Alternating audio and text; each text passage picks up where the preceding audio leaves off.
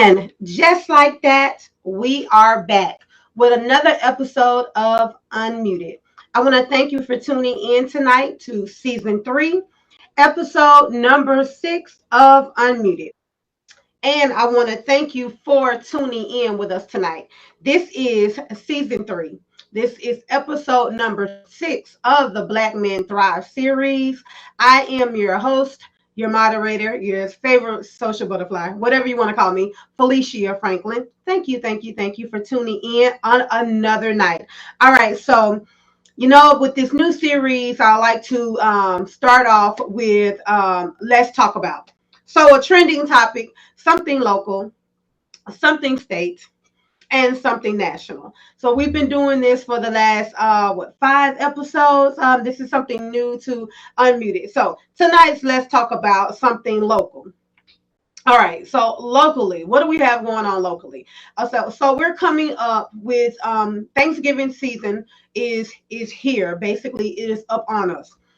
Thanksgiving is coming around the corner, and there are several opportunities for individuals to help in their community, serving the community in different capacities. One of those is called Feed the Multitude, where you can so Chappie's Deli and the 187 Fighter Wing has been doing this for the past few years. I'm not exactly sure how many years it's been, but for the past few years. So what you do is we get different volunteers and they sign up for different things. You can go to Chappie's and pick up the food and deliver it to a location. There are several different locations, and we do this all over the city. We deliver food to the different community centers, retirement residents, and what have you. So if you are looking for an opportunity to serve for Thanksgiving, it's early in the morning. What you do is you'll just go by and you'll pick it up, but you have to sign up. So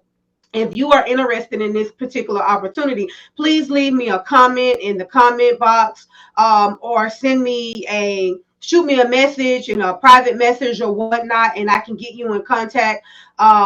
Because there are volunteers that are needed. This is a great opportunity. If you have an organization and you need community service hours, this is a great opportunity, a great way to get your community service hours and helping the community.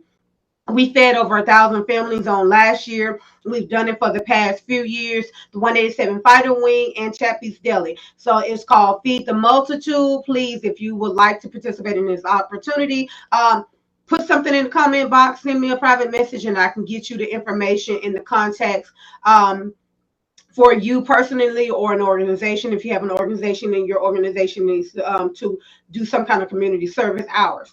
All right, so that is local. That's what we have going on local. Statewide. So statewide, we are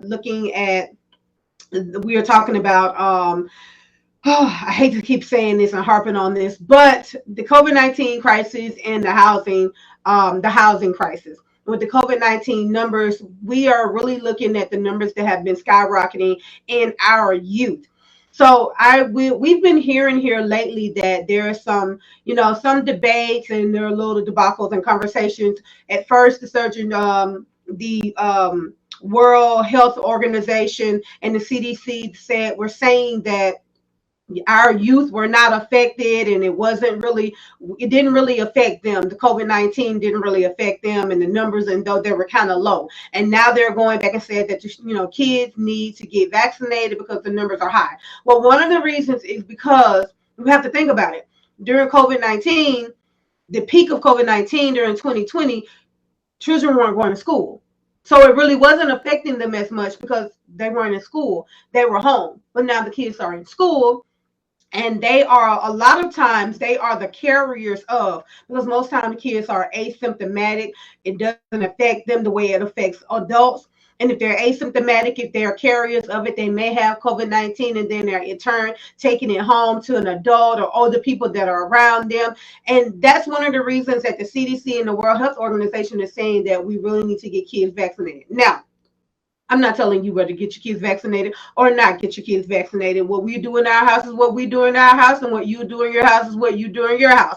I'm just putting it out there, kind of explaining it just a bit for those that have had questions about it, because we're talking about it. That's what it is. Let's talk about it. All right. something national. This goes national as well, because it's not just affecting local, state, but it's affecting nationally as well. So you have to make the decision for yourself whether or not you want to get your children vaccinated, whether you're getting vaccinated or not. But it doesn't just affect your family. It affects everyone that is around, everyone that your children go to school with, everyone that they're around when they get home. So let's we be wise in our decision making. All right. Also, with the COVID-19 pandemic, there's a big housing crisis. Now, we are not completely out of the housing crisis. Um, I want to talk about there are several different organizations and there's several different resources out there for prevention for those that are dealing with the possibility of losing their home. They're at risk of losing their home, whether it be a home or apartment or whatever it may be. Look in your state, whatever particular state that you're in, because there are resources to help outreach as far as prevention to keep you from losing your home. There are resources, and there are resources if you need emergency shelter. There are resources if you need to be rehoused, rapidly rehoused, if you have in fact lost your home. In the state of Alabama, we have Alabama Rural Coalition for the Homeless. It's known as ARCH.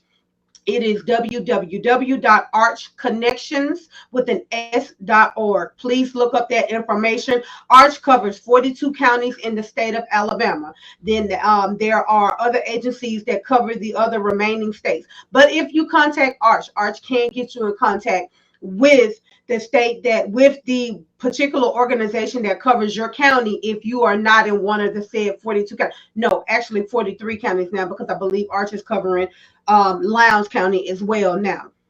So that is for our particular state. Arch covers our state, but all you have to do is look up the resources for your state, and there are resources out there now for prevention of losing your home, emergency shelter, and rapid rehousing. So please, please, please, if you know someone that is suffering from losing their home or close to losing their home, there are resources out there. Please reach out to your local maybe your local HUD or maybe your local family guidance, and they can get you those resources as well. All right, so that is Let's Talk About, and those are our topics for today.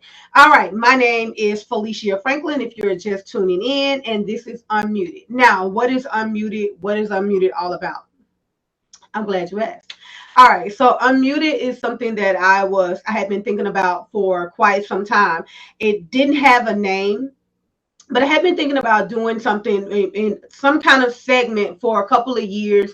And because of my situation, I was muted.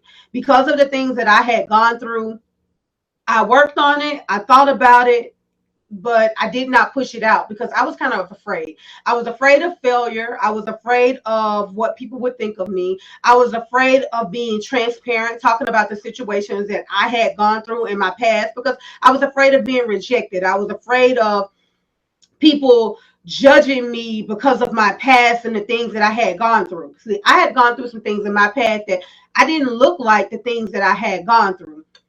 I didn't look like all of the situations, and those things that I had gone through were weighing me down. The things that I had gone through, they were stifling me. They were hindering me. They were putting me in a state of stuck. On the outside, I looked like I had everything together. I worked, I did this and I did that, and I maintained. But on the inside, I was really broken. I had not healed from some of the things that I had gone through. And I would often ask God, why me? Why me? Why me? Why did I have to go through the divorce?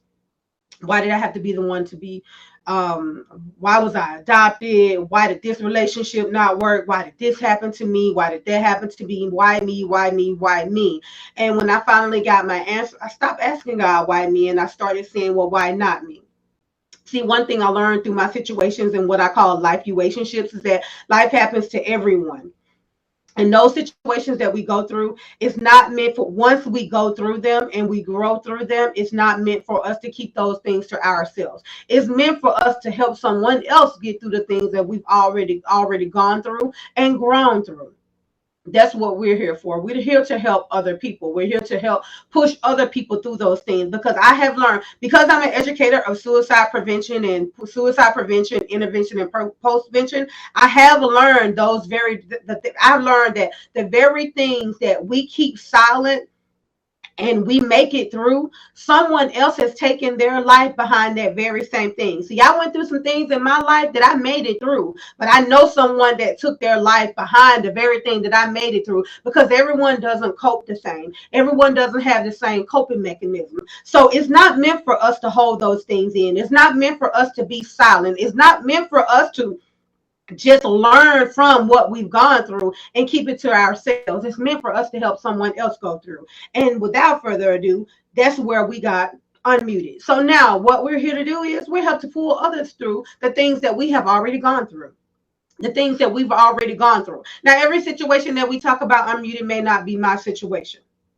It may be someone that's close to me that's not exactly in the place that they want to bring it to the forefront themselves, but they would like me to tell their story. Or I bring guests on periodically and let the guests tell their story, because it's about being transparent. Like tonight's guest. This week we have this series for so far that we've had in season 3 is the Black Man Thrive series. So what is Black Man Thrive? Why Black Man Thrive? There are so many different things out there for the Black woman, and I'm a Black woman, so I should be doing something on Black women. Where there's several different conferences, there are several different shows and lives and different things for the Black woman.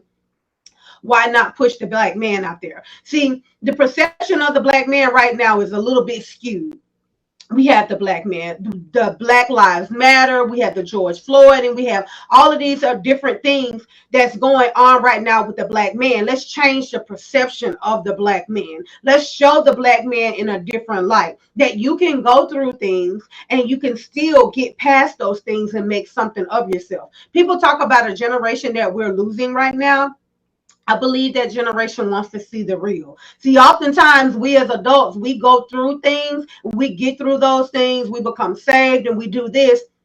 And then our children don't necessarily see everything that we've already gone through, already grown through. And we're telling them, don't do this, don't do that, this, that, and the third. But we're not telling them why. See, this generation now, they want real. They want to see real. They think that everything is kind of like, the reality TV, the love and hip hop, but who's there to tell them any different? See, if we're not transparent as their parents to be able to tell them that, hey, it's not like this, or I did that, or I did this in my day, not glorifying what I've done, but I did this so I can tell you not to do this, then of course they're going to go to the streets. Of course they're going to go to reality TV. Of course they're going to look at YouTube influencers and this or that. So this Black Man Thrive series is to bring Black men on and let them tell their story about what they've gone through. Some of them have sticky past. Some of their past may not have been smooth. Some of them, it may have been a little smoother than others. But let them tell their story about, I was here, but now I'm here.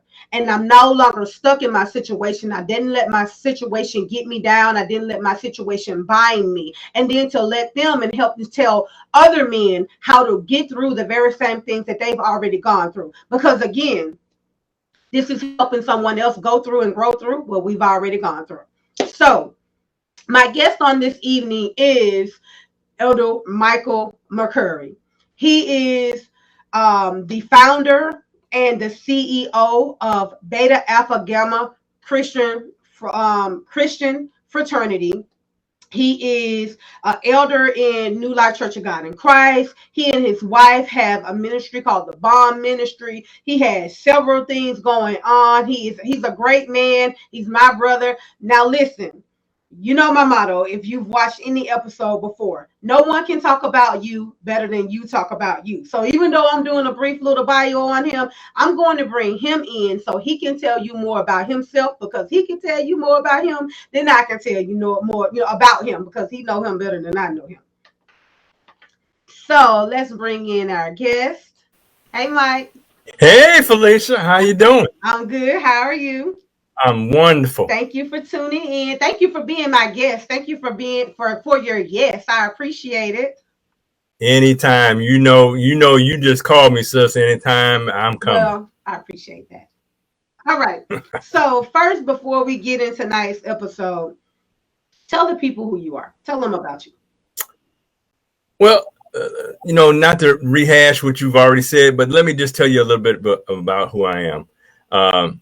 I'm a married man, married to my lovely wife, Dr. Tammy McCurry, Congratulations on for your 33 anniversary. years. Thank you. Thank you. I'm a father of 6 beautiful young ladies. I'm a grandfather of 8 grandchildren and a I new missed one the on the movie. way. Uh, yeah, got a new one. Should be here any day now. So, so got a new one coming in. Uh, I love God. I love God with everything in my heart. Mm-hmm. I didn't always start out loving God. Uh, I was raised by a single parent, Mm-hmm. which actually I was raised by my dad, who was a single parent. Uh, he remarried when I was about 16, so I was already in trouble as a youth. A lot of things that I did in my past, uh, I'm not embarrassed of what I did Yeah. in my past, because at the time that I was doing it, it was fun. Uh, but God has brought me a long way. He brought me dragging, kicking, screaming, yelling, fighting. But I'm glad about the journey.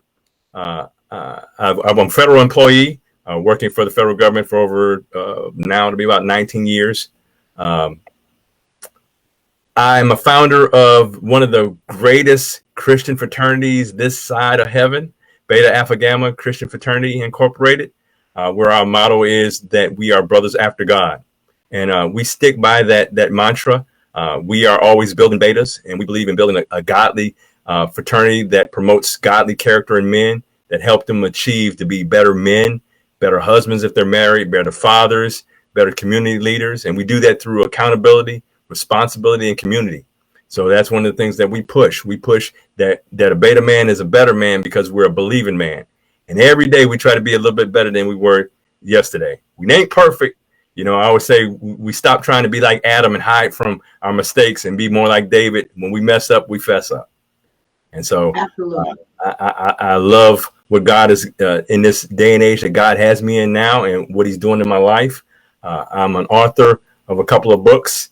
One that I'm very proud of, which is a family project that me and my family did together, called Under the Shadow. Mm-hmm. And it's about my journey of polycystic kidney disease. And I won't mention that of course, you know, I suffered from chronic kidney disease, which caused me to need a kidney transplant. And, you know, a beautiful young person who is very close to me donated a kidney to help me live on, to carry on the word of God. So I'm very appreciative of that person. Smile, hint, hint. But all in all, Felicia, I'm a man that's grateful to God. I'm grateful for what God has seen me through. And I love what you say about Black men thriving. And to understand about thriving, what I look at is that what motivates me the most is gratitude. Mm-hmm. The way I was raised, like I said, I was raised by my dad. Dad, very strict. He did the best he could with what he had. You know, it wasn't always pleasant, but, you know, he loved me. Right. But what I see with a lot of men is that, you know, we're kind of thrown out into the world without any manuals of how to be a man. We're kind of expected to know, but nobody shows. Right. And, you know, the thing about it is, to thrive, it means to grow vigorously. It means to flourish. It means to gain wealth and prosperity. It means to progress towards a realized goal, despite of or because of your circumstances. And most men, we thrive, truly thrive, and we allow the world to dictate that, hey, you should fail because you came from a broken home. You should fail because you came from the project. You should fail because you were raised by a single parent. You should fail because you have a criminal record. You should fail because you're on drugs. But let me tell you something. I was all those things. And I thank God that I don't measure my success about how much that I have. I don't measure my success about, you know, what titles I have. I measure my success by who I can help and who I've helped.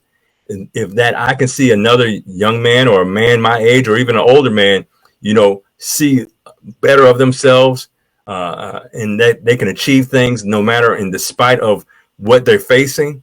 That, you know, I heard someone mention about being stuck. And sometimes we often feel like we're stuck. But, you know, what I always like to use acronyms. You know, stuck means to me stifle time until your career kickstarts. Mm. So, you might feel like you're stuck, but your time is, you just waiting. And Until your time. yeah, you're just waiting on your time. That's right. And as long as you don't give out and give up while you're waiting, you're going to make it to something. You're going to make it. So you mentioned, and I'm sorry to cut you off. So That's all right. you mentioned a couple of things, and I want to go back to go forward because you mentioned so many different things that I want to tap into, but I want to take our time because someone needs to hear how to get unstuck when they get unstuck, but someone needs to hear that you know you mentioned that you were all of those things. Mm-hmm. So I want to start there. And however, we talked about it before, however transparent, you want to be. But sometimes we can talk about going through situations and we've done this and we've gone through that and now we're here. But there are times when people need to actually hear what we've gone through to know that you're just like me. We've gone through the same, you went through the same thing that I'm going through right now, and this is where you are. So I know if you've gone through that and you made it through, then I can get through too because I'm watching you. So let's talk about um, some of the things that got you to where you are now. However, wherever you want to start. Um, Well, I want to start really when I started noticing uh, the direction that my life was going in. It's probably when I was, like I stated before, I was raised by a single dad. Uh, my dad and my mom, divorced when I was young, and then my mom died shortly thereafter. mhm, So when I reached my teenage years, my dad was still a single man, and I was rebellious. So I got into a lot of stuff because I didn't know how to deal with the situations of things that I was facing. I was not only was my dad a single father, I was an only child.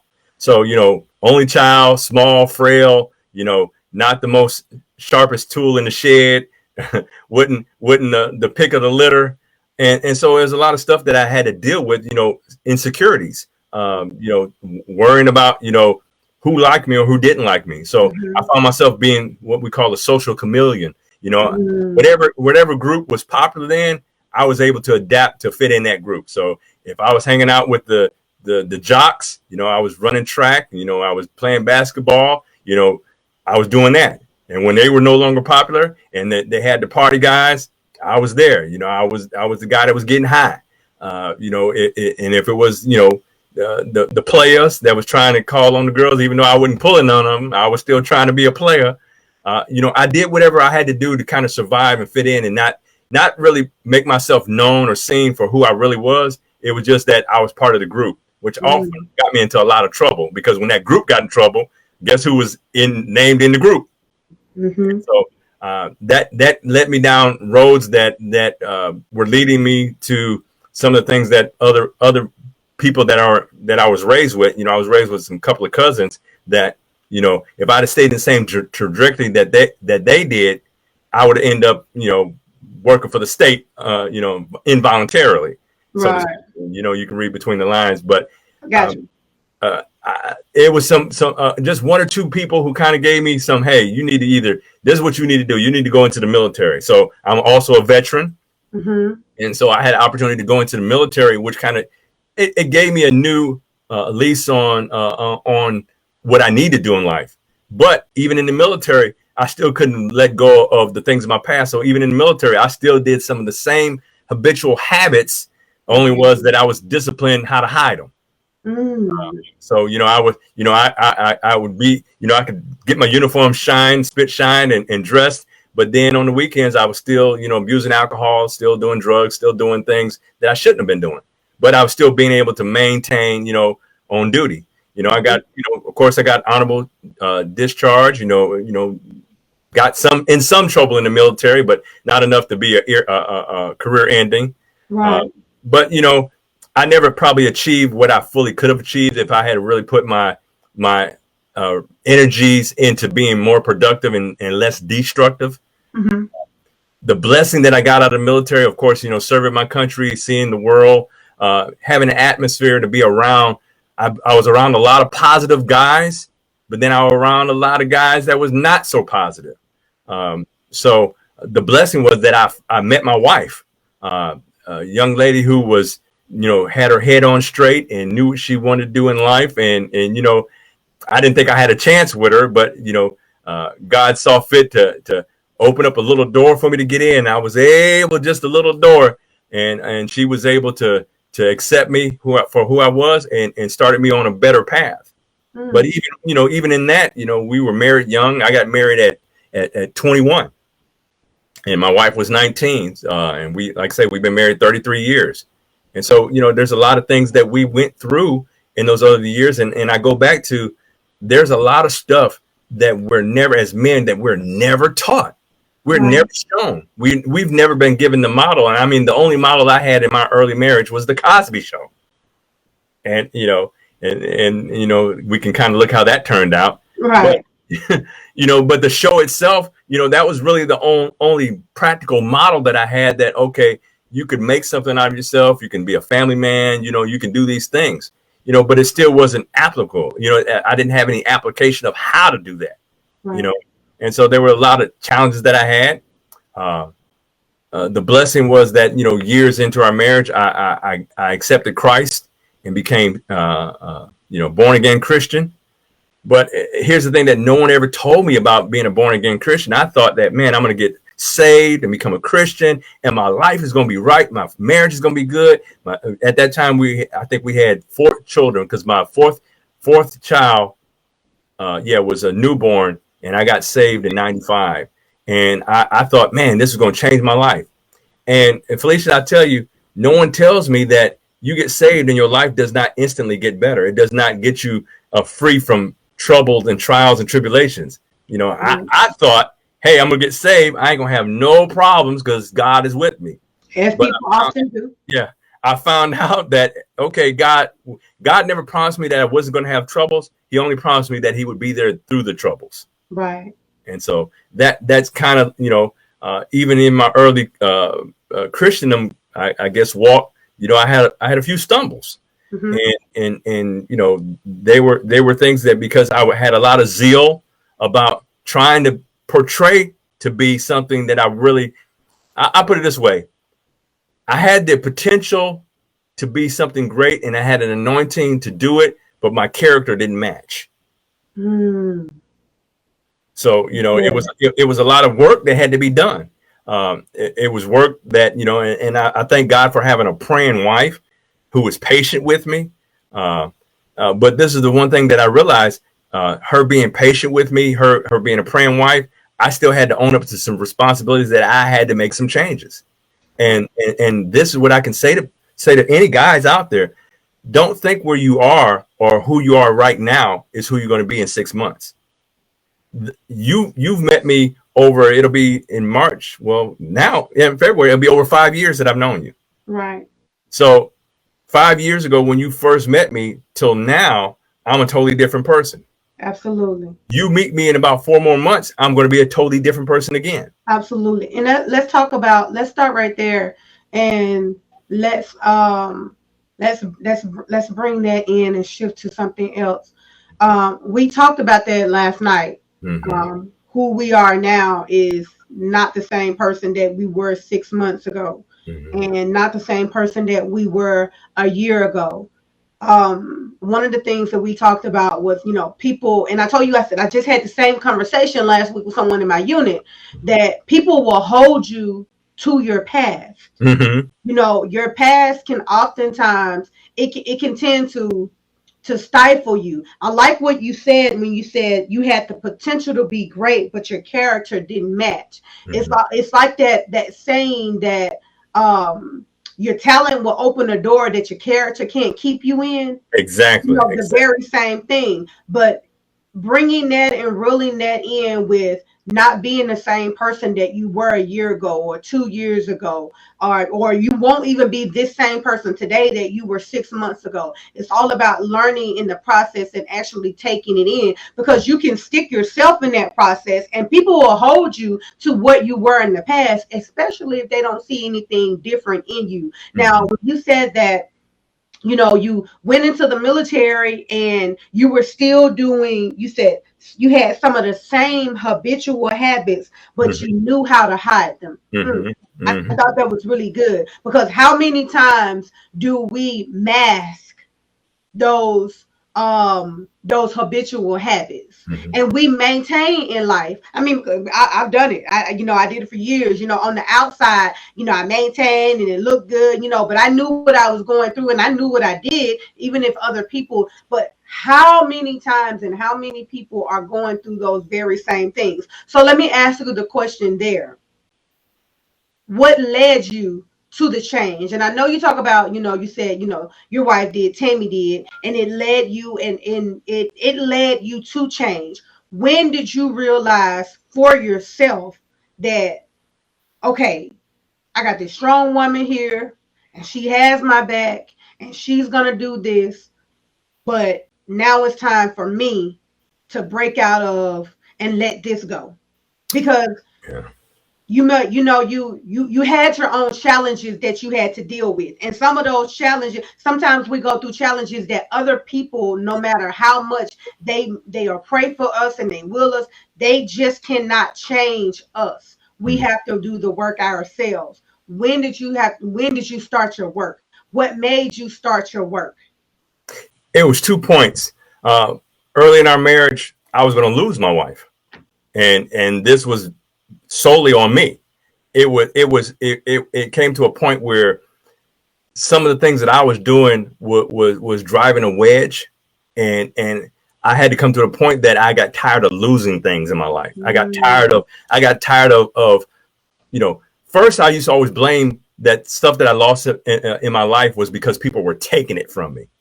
But I had to realize that some things I was doing it is because I was just giving it away, or I was doing the things I was not doing the things I needed to do to keep them. I'll put it that way. mm-hmm. And I realized that not only did I not want to lose her, but I had to find out what my purpose was. And here's the thing that I realized about most men, and just I'm just talking about myself in general. When you don't feel that you have a purpose, that you'll go through your life just living. You'll go through your life existing but not living. Mm-hmm. And so when I decided that I want to live, and I had to make some changes, though I had a praying wife and a wife that cared for me, there were internal things inside of me that she couldn't fix. Mm-hmm. That no matter how much she prayed, there were some things that, it comes a time that you ever been tired of being sick and tired. Mm-hmm. And so that was one moment. And then after it started turning around and I started kind of moving in a positive direction, then my body betrayed me Mm-hmm. and I started getting sick. I had a brain aneurysm. After I got a brain aneurysm, I started having kidney failure. And so it was just one medical crisis after another. Though I was serving God, though I was a better man, I was being a better husband, I was being a better father. Now my body was failing. So now, Okay. yeah. Okay, now let's stop. Let's not go too fast because we got a Okay. few more minutes. Oh, All right. So I got two things that I want to ask in that, and I don't want to forget them. One is dealing with relationships. Okay, so you said that you almost lost your wife mhm. because of the things that you were doing. Now, and don't let me forget the other one, body failure. So I don't want to. I don't want to skip. I don't want to miss that one. So now, those are for. That's good for a man that's married, knowing how to change, how the work that he needs to do for himself so that he won't lose his family. Mhm. What about those single men that are in relationships and they don't know whether to let it go or whether to let it stay? They're losing themselves. Now, women do it all of the time. Women will stay in a relationship knowing their relationship is not good, it is not meant for them. But we're not talking about women today. We're talking about men, because men actually go through the very same thing, but we don't hear it as much. So I'm going to ask the question for a man that's not asking the question. Here's the thing that even with single men, a lot of times we get in relationships based upon preference and not on purpose. Mm, See, we get with someone in our lives because they either look good, they smell good, they got their own stuff, uh, you know, but it's a preference. Every man has I'm just going to say they have a body type, a face type, a structure type that they're attracted to. And what happens is a lot of times we get in a relationship and we get stuck on the preference. And as long as that person can fulfill the preference, we can be okay. But we know preferences change. Right. You might like the Ford Mustang, the 2017, but what happens when the 2022 come out? And all the new features in the 2022 is way different than the 2017. And so the problem is that we get in that relationship and we're stuck on that preference, and the preference starts changing, and then we start wanting something different, and we don't know, well, I like the Mustang, but this 2022 has kind of got some more features that's tickling my eyes. Mm-hmm. But what we have to do, if we want anything to succeed, we got to change being in a relationship based upon preference and being in a relationship based upon purpose. Mm-hmm. And then that goes back to individual responsibility as a man. You got to know what you want to do in life. Mm-hmm. How can you expect, and I'm going to say it this way. It talks about the man being the head of the household, right? Mm-hmm. A lot of men want to say, I'm the man, I'm in charge, in the relationship, I'm the man in the relationship, and they want their significant other to follow them. Well, I'm going to tell you something honestly, for all men, nobody will follow you if you don't know where you're going. If you don't have an idea of where you're going or where you want to be at, what makes you think anybody in their right mind would follow you? And so that goes back even for the single men. If you want to know if you're in the right relationship, is that person a preference person or a purpose person? Because if they're a part of your purpose, they're going to build you. And sometimes in building, it requires them to tear you down. Mm-hmm. There are some things that had to be torn down in me. And then there had to be some things showing that, hey, you look like this, but this is how I see that you can be. Mm-hmm.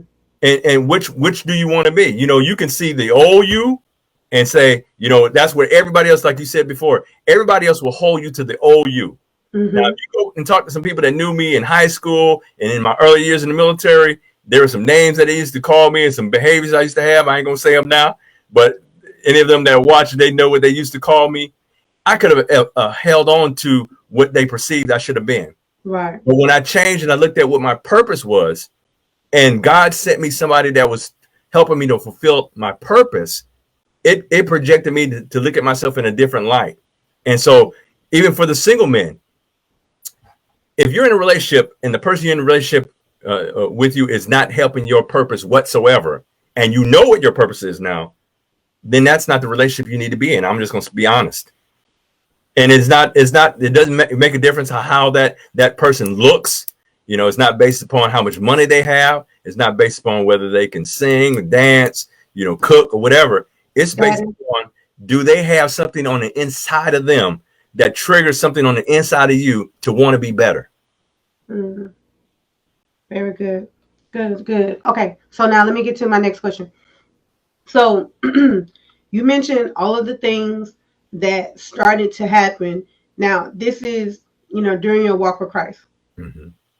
You said your body started failing you. Mm-hmm. So you had gone through these things, and you had gone through this, and you had gone through that, and then you gave your life to Christ, and everything wasn't peaches and cream, everything wasn't roses. Mm-hmm. So now, you're trying to live right, you're doing this and you're doing that, and your body's now failing you. You have an aneurysm, kidney failure, polycystic kidney disease. Now, how do you hold on and push past even with that? Because there are people that causes to go back. Mm-hmm. Because a lot of times we like to think, and we think that once we are in church and once we're in Christ and once we're doing right and once we get saved, everything, like you said earlier, is going to be A-okay. Mm-hmm. But people don't know how to handle the fact that, okay, I'm saved, but I'm still having problems. Mm-hmm. So now those were some major life-forming issues that you had. How did you stay grounded even in the midst of everything that was going on around you in your body failing, but you're still believing? because someone needs to know how to believe even through the pain, how to believe even through the failure, how to believe even though I'm sick and I may be close to being on my deathbed, but how do I still believe? Because it's a purpose on the other side of that, but I got to get through this right now before Mm-hmm. I can even get to that. Good. Well, here's the first thing that I have to be honest with you. I had many days and thoughts of going back to the old me, because it was, and anyone to tell you that you get saved and that fear does not arise when you get in that situation. There was a lot of fear, and people. I know people quote the scripture.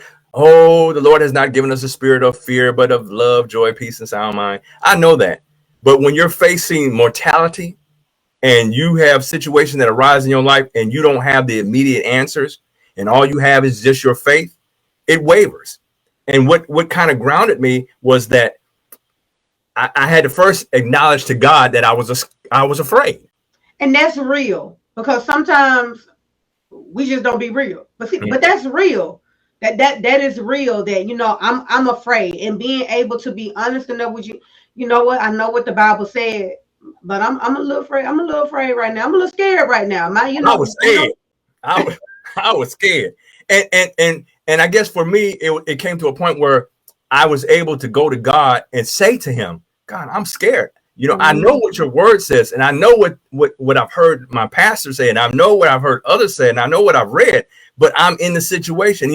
Imagine Job, who the Bible says was righteous man in all his ways, and God, honored him, and everything that happened to Job, and how that even the best of us can have those moments where we question, is this walk worth it? Was the pain that I was going through, was this really worth it? Was it worth holding on? And I tell you, it was a moment that changed my whole dynamics. I had really resolved, to be honest with you, Felicia, I had resolved that I was okay with just dying. We talked about that. I had boosted my insurance policy. I was trying to get all my debts cleared up. I was trying to give instruction to my oldest daughters and stuff and say, hey, listen, if this happened, this happened, this happened, this happened. And let me tell you what happened. One of my daughters got pregnant. And, for most people, they would be, all bent out of shape, especially the super religious people. But the love that I have for my daughters and my wife, my daughter got pregnant and she had a son. And this was my first grandson. And I was there when he was born and I saw him. And at that time, his father wasn't able to be in his life. And I realized something. If I was to leave, there would be nobody to help him. There would be nobody to show him the way. There'd be nobody to cover him in prayer. And I asked God, I said, God, however I got to live through this, if I got to live sick, on dialysis, on medication, in a wheelchair, whatever happens, God, let me stay here to protect him. And it changed my whole dynamics of how I looked at it. And I began to pray differently. Because it's one thing when you accept something and you start meditating on that and you start praying that, we can pray, it says power of life and death is in the tongue. And people don't understand, even as Christians, we can pray, well, Lord, if it be your will that I make it to another day. Really? If you start believing that prayer, that if it be your will, God, for me to make another day, why would you want to live another day? Instead of saying, God, you have purpose in my life. You said that I shall not die, but live and declare the works of the Lord. God, have I declared every word that you had for me to say? God, have I done everything that you had me to do? Because if I've done my work and I've done what you had me to do, God, I'm ready to receive my reward. But God, if I have not, God, give me the strength to go on. Give me the energy to go on. Provide the things that I need to do it. So I began to ask God, I said, God, I want to declare the works of your Lord, but I can't do it like this. I can't do it sick like this. I can do the best I can while I'm sick. But I can't do it. Yeah. But I can't do it to the utmost that I want to do. Yeah. And so that changed the whole projection of how I started praying and believing God. And then God would just show me graces. And you got to look at graces that God give you in every moment of your life. There are stuff that happens in your life, and you got to look for the graces that happen. Because when you start seeing the graces, you can start seeing your purpose, coming to fruition. Right. And I just pinned that someone, Gino, in the comments, he put purpose. And I do want to say this before we move on to because our time is going to wind down, but I want to make sure we get a couple things in before we do. I'm just gonna throw this in on the baby, your first grandson. I always thought it was ironic when I found out, and we talked about this. I always thought it was ironic. The daughter that had the baby, that was always the thing. That I was like, now out of all of them that have a baby, look at the one that actually had the baby that turned your prayers around completely. Yeah, I always thought that was ironic. She was the one that I was praying a lot for. And she the one had the baby that changed and shook the dynamics of everything. Exactly. So, and we never talked about that, but I always thought that was kind of ironic. All right. Okay. So now we talked about, in the beginning, we talked about what shifted, what some of your, what shifted. We talked about marriage and what that did to change. We talked about, your why and what drove you to change. And, we talked about, the failure in the body. We talked about, those things and how that shifted your prayer. So now, even after, and God did so many things in your life. Did he? You saw him move in so many different ways. You were patient. You were faithful. You moved in your purpose. You believed. You prayed on it. You fasted, and you saw God do so many things, even in the midst of when it didn't always seem, even in the loss, that was going on around you. So now with all of those things, and it's like Gino put, purpose. Once your prayer started changing, you aligned, and even though you aligned with what Christ was saying, things didn't go the way that you thought they were going to go, and we didn't mention this today because that's not what this topic is about, but this was 17 years that you dealt with, the kidney disease. So this wasn't an overnight process. And even, after that 17 years, and, and after when you received your blessing and you received a new kidney, and, and these things started happening, the rewards, you are reaping, because some people know you in your now. And I've known you for the last 5 years, but people don't know. And there are some people that knew you for the duration of that, watched you, throughout the whole 17-year process. And what 17, 22 years now. 17 plus that 5, and seeing how God has continued to move. So for everything that you went through and then walking in your purpose. So now we're talking about what God has allowed you to do and what you're walking in. And let's talk about your thrive. We got about 4 minutes. Okay. Let's talk about your thrive, because one of the things on the other side of now, after the kidney disease, after the kidney transplant, you hit the ground running. For every lost time, God has recouped, and for every down moment, you have continued to move. You are thriving even in that. So one of the things that you've done is start with your wife. She started the Christian sorority, and you started the Christian fraternity. Let's talk about Beta Alpha Gamma. All right. Well, I'll tell you, in the thriving, here's the thing that I realized, that God, when God converted, there's a scripture that says, when you are converted, strengthen your brothers. Now, my conversion came, not only was it a physical conversion, it was a mental conversion, it was a spiritual conversion, it was a life conversion. That it was one of those things. It's like when you get people say it in the world, when you get a new lease on life, don't waste it. And so the thriving came that, okay, God, I don't want to waste this opportunity. So what I did was, because God gave me that opportunity, I said, God, I'm going to do everything I can to strengthen my brothers. And in strengthening that, I always challenge them that every day that you wake up, you got 2 things. You got a chance and you got a choice. Every day that you wake up, you got a chance and you got a choice. You got a chance to do something totally different than you did the day before. That's why I always tell my brothers, be a better man every day. If you cussed out 5 people today, cuss out only 4 tomorrow. Improve every day. And choice. Make a choice. What kind of stifles us, what gets us stuck, is when we won't make a choice at all. Make a choice, fail, and get up. That's right. Because here's the thing, you'll never know if you're going to fail if you don't try. That being indecisive is failure. That's the worst thing in the world, is not making any choice. I remember in the military, they used to always tell us, when I was a private in the military, they used to say, do something even if it's wrong. Right. Because So you're gonna learn from that. you're It's gonna a learn. lesson in that. It's a lesson in that. Exactly. So in thriving, it's being motivated that your purpose, that you're walking in your purpose. And once you get hold to that, it's almost like I'm gonna fall back for just a moment. It's almost kind of falling back when you was getting high. It's kind of a high, but it ain't a high to get you thrown in jail or get you addicted. It's a high that gets you motivated. So it's kind of like I'm so motivated to see the changes.